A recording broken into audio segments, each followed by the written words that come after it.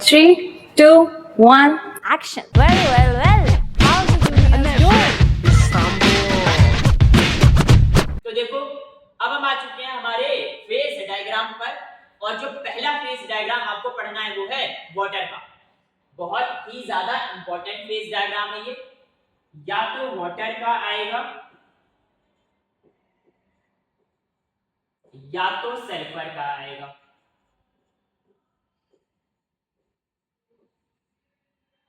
और चांस है कि सीधा सीधा वो सल्फर का ही दे दें आपको। ज्यादातर सल्फर का आता है, इसमें भी इन दोनों में भी किसका ज्यादा आने का चांस है? सल्फर का।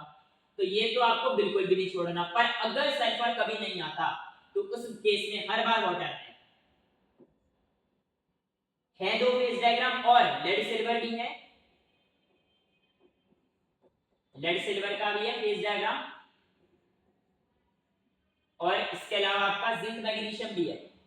पर आपको केवल यही पढ़ना है, ये दो, मतलब ये दो तो बहुत अच्छे से पढ़ने हैं। इसके अलावा मैं ये भी आपको बता दूंगा, लेड सिल्वर जिंक मैग्नीशियम तो कभी आते हैं। तो जो फेज डायग्राम्स हैं वो बहुत ज्यादा इंपॉर्टेंट है। वाटर या सल्फर में से आपको कोई कंफर्म आता हुआ दिख रहा होगा आपके मेडिसिन में भी और आपके एंडसन में भी। ठीक है, बात समझ में आई?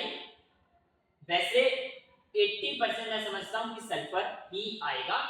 बाकी 20% चांस है कि सल्फर नहीं आया तो वाटर तो आएगा ही आएगा। क्योंकि देखो चॉइस भी आती है ना, यूनिट वाइज चॉइस आती है। एक यूनिट के आपको दो पार्ट्स दिए जाते हैं, दोनों में से कोई एक क्वेश्चन करना होता है। एंडसन की मैं बात कर रहा हूं तो तब आपका होता है कि एक बार में वाटर होता है, दूसरे पार्ट में सल्फर होता है। तो तब आपको जो आता है वो कर सकते हो।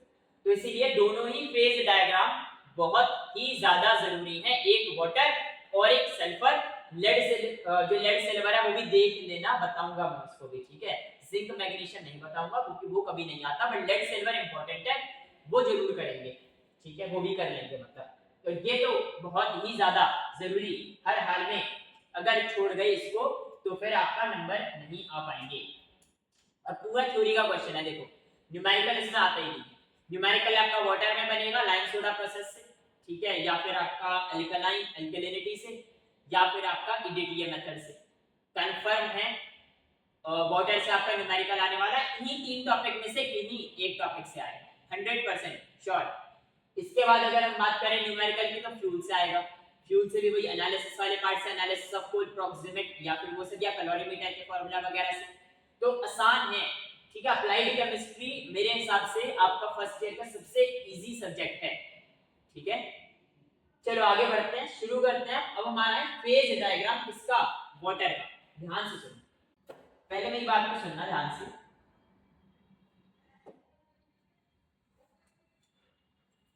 एक देखो ये आपकी लाइन आ रही है, डार्क लाइन है ना, एक ये लाइन आ रही है, एक देखो ये कर्व जा रहा है, एक ये लाइन जा रही है और एक आपकी ये लाइन जा रही है। तो कितने लाइन इसमें जा रही है? 3 लाइन आपको दिखाई देती।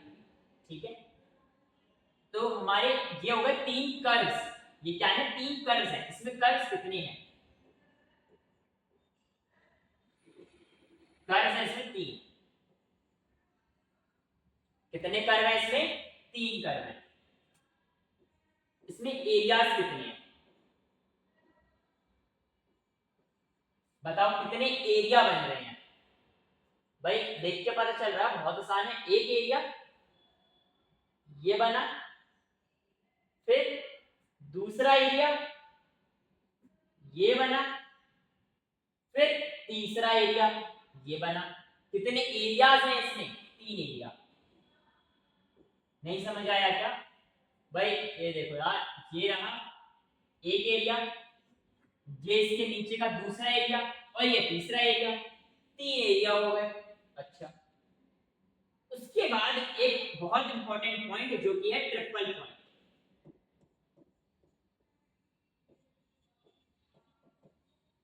अब इसमें ट्रिपल पॉइंट कहां पर है? ट्रिपल पॉइंट ये रहा, ये रहा ट्रिपल पॉइंट, ये रहा वो पॉइंट आपका क्या है? ट्रिपल पॉइंट है। क्यों? क्योंकि ये वो पॉइंट है जहां पर तीनों कर्व आकर के मिल रहे हैं। अब समझते हैं एक एक करके ध्यान से। देखो, जब जब आपका कर्व होगा, सुनना ध्यान से सुनना। अच्छा, इसमें सबसे पहले कंपोनेंट कितने हैं भैया, किसका फेज डायग्राम है, वाटर का। वाटर का फेज डायग्राम, वाटर कितने फॉर्म्स में एग्जिस्ट करता है, या तो सॉलिड आइस, या तो लिक्विड वाटर, या तो गैस वाटर वेपर, तीन फॉर्म में एग्जिस्ट करता है। तो ये उसके क्या है, ये उसके तीन फेज है। इन सारे फेज को एक्सप्लेन करने के लिए मेरे को किसकी जरूरत है, कितने कॉन्स्टिट्यूएंट की जरूरत है, केवल एक, कौन सा, वाटर। तो यानी कि ये इसमें कितने कंपोनेंट्स हैं,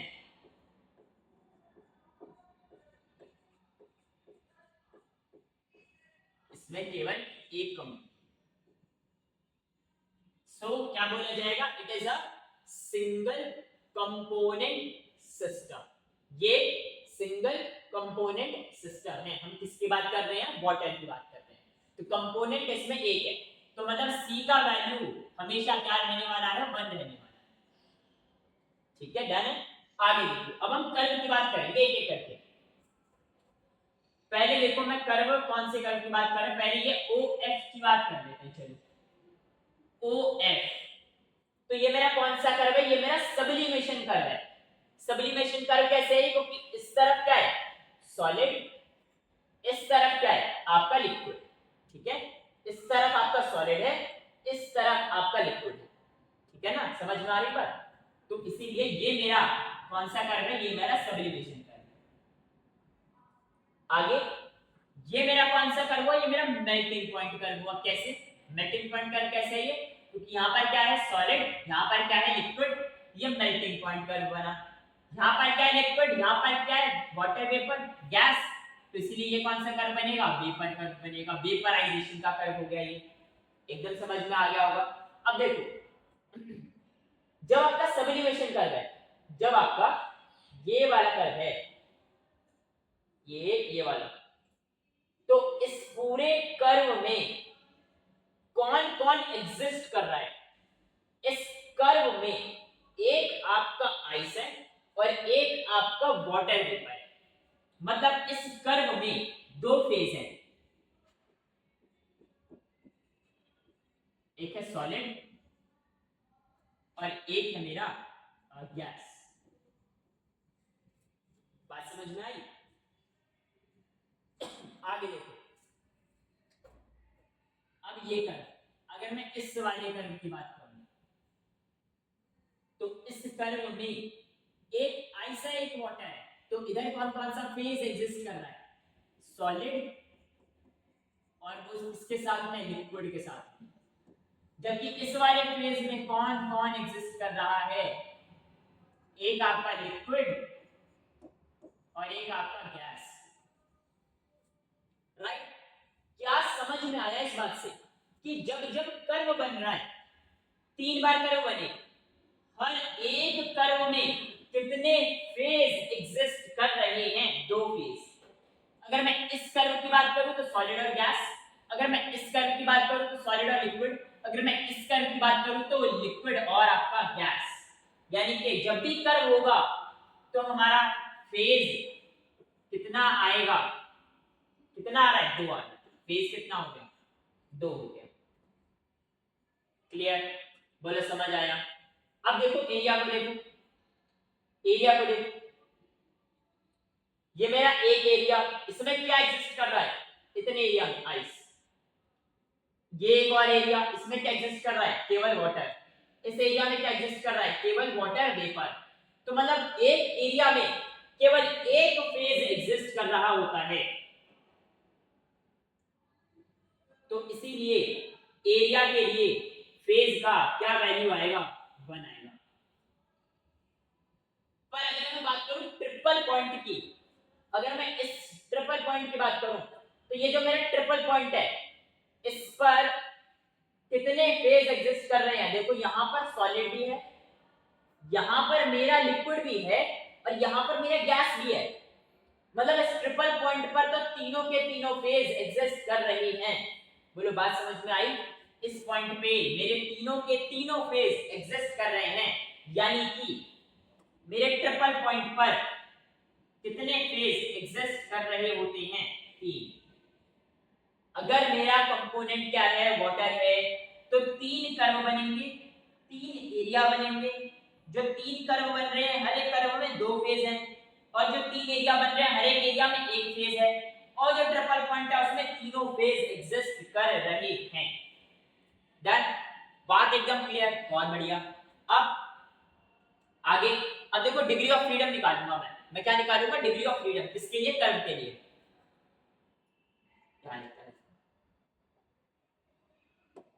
अब मैं क्या निकालने वाला हूं?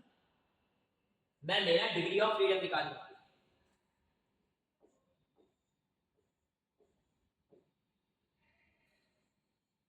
ध्यान से सुनो, पहले मैं निकाल के दिखाता हूं आपको। एक काम करते हैं, पहले मैं आपको कर्व के लिए निकाल के दिखाता हूं। कर्व, देखो जब भी क्वेश्चन आएगा एक्सप्लेन, क्वेश्चन क्या आने वाला है? Explain the phase diagram of water, बस सीधा 6 नंबर में, 5 नंबर 6 नंबर, इतने का तो आता ही आता है। ठीक है, आगे देखो, हमने पढ़ा कि इसमें सबसे पहले आप क्या बताओगे? पहले तो आपको डायग्राम बनाना पूरा का पूरा एकदम तरीके से, और आपको ये प्रेशर्स और ये टेम्परेचर भी मेंशन करना पड़ेगा, पहली बात। उसके बाद आप क्या बताओगे कि आपका ये जो पूरा का पूरा डायग्राम है इसमें कितने कर्व्स हैं। ठीक है, तो मैंने बताया कि भाई इसमें कितने कर्व हैं? इसमें 3 कर्व हैं।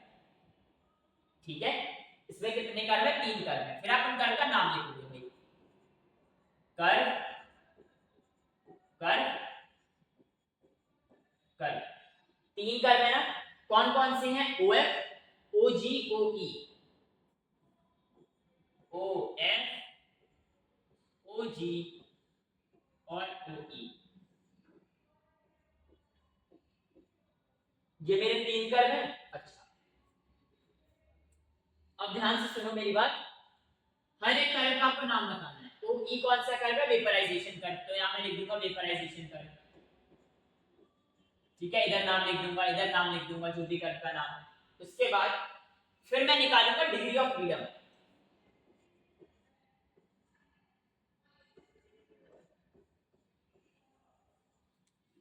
हर एक कर्व में फेज कितने हैं क्या बताना है? कर्व पे देखो कितने फेज एग्जिस्ट कर रहे हैं? 2।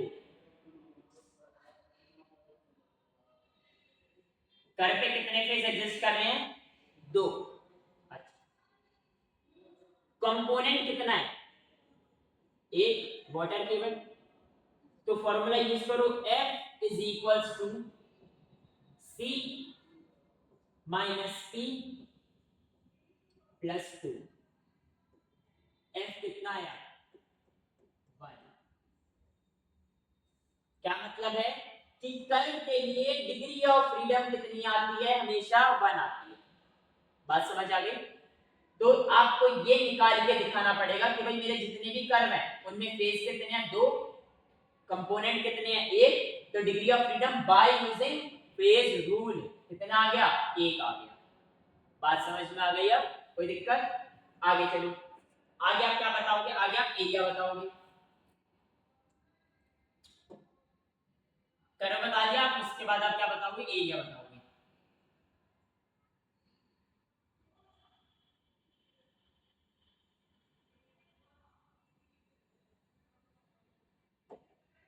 तो इसके बाद आप अपना एरिया बता रहे होगे। ठीक है, अब कितने एरियाज हैं यहाँ पर? यहाँ पर 3 एरियाज हैं। उन एरिया का नाम बताओगे। नाम कैसे बताओगे? देखो FOG, तो आप लिख दोगे पहला एरिया कौन सा है? अंडर कर्व FOG, ऐसे लिख दोगे, है ना? Under curve FOG।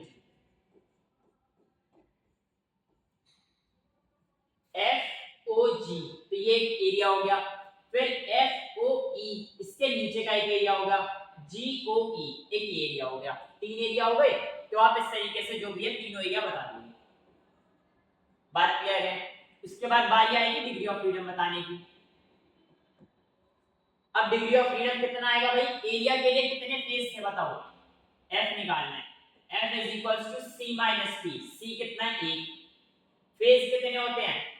फेज एक एरिया में कितने फेज हैं? केवल एक है, प्लस 2। ये कैंसिल, बताओ डिग्री ऑफ फ्रीडम कितना आ गया? 2 आ। तो मतलब एरिया के लिए कितना आता है डिग्री ऑफ फ्रीडम? 2 आता है। डन है। आगे देखो ट्रिपल पॉइंट।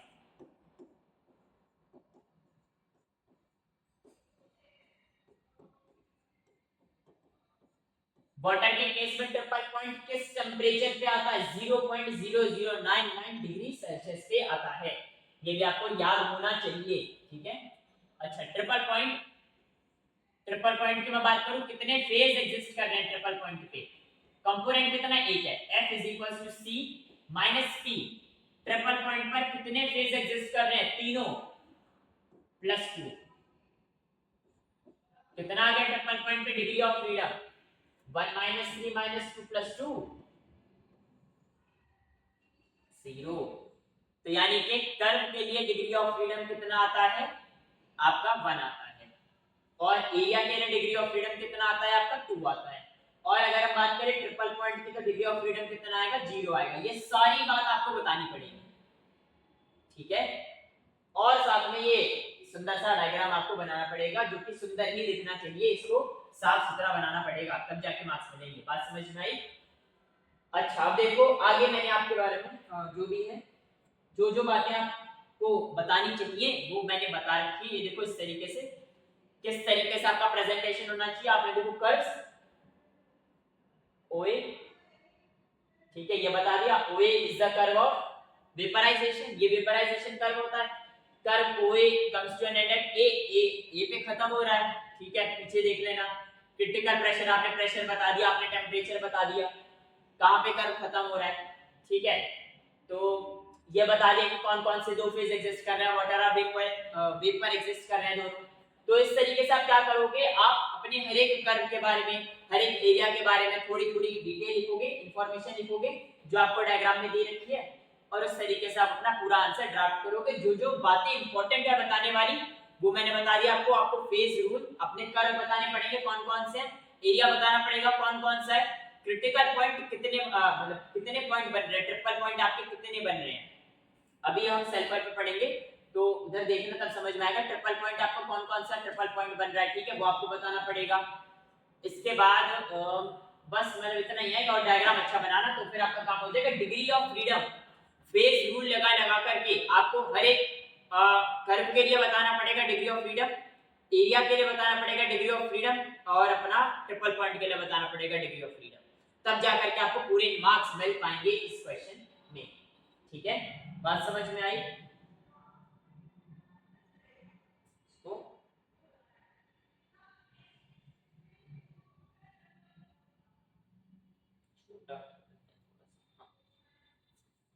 देखो, एक इंपॉर्टेंट बात जो पूछी जाती है इसमें, ये बहुत इंपॉर्टेंट पॉइंट है, ये आपसे कंपलसरी में पूछा जाता है कि बताओ इक्विलिब्रियम पे जो दो फेज थे, सॉलिड आइस और आपका लिक्विड वाटर, वो दोनों कोएग्जिस्ट कर रहे हैं, ठीक है। अब उस कर्व से आपको क्या समझ में आ रहा है? ये जो मेरा कर्व है ना, ये वाला मेल्टिंग पॉइंट कर्व, आपसे पूछा जाएगा कि बताओ आपको इससे क्या पता चला, या फिर आपसे पूछा जाएगा कि बताओ ये जो आपका कर्व है ये टिल्ट क्यों हुआ है प्रेशर के तरफ। ये जो मेरा कर्व ऐसे है, ये मेरा सीधा ऐसा ना हो करके ऐसे कर्व ऐसे टिल्ट क्यों है प्रेशर की तरफ में, ये आपसे पूछा जाएगा। तो आपको क्या जवाब देना है, ये इंपॉर्टेंट आंसर है, अच्छे से याद रखना इसको। कि कर्व हमें ये बता रहा है कि जो मेल्टिंग पॉइंट है इसका, आइस का, वो डिक्रीज करता जाता है जैसे जैसे आप प्रेशर इंक्रीज करते हो।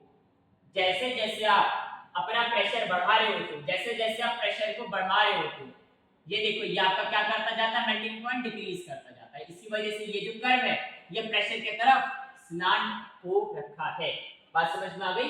ये एक इंपॉर्टेंट पॉइंट है, ये जनरली पूछा जाता है पॉइंट, कि बताओ आपको इस वाले कर्व से क्या समझ में आया।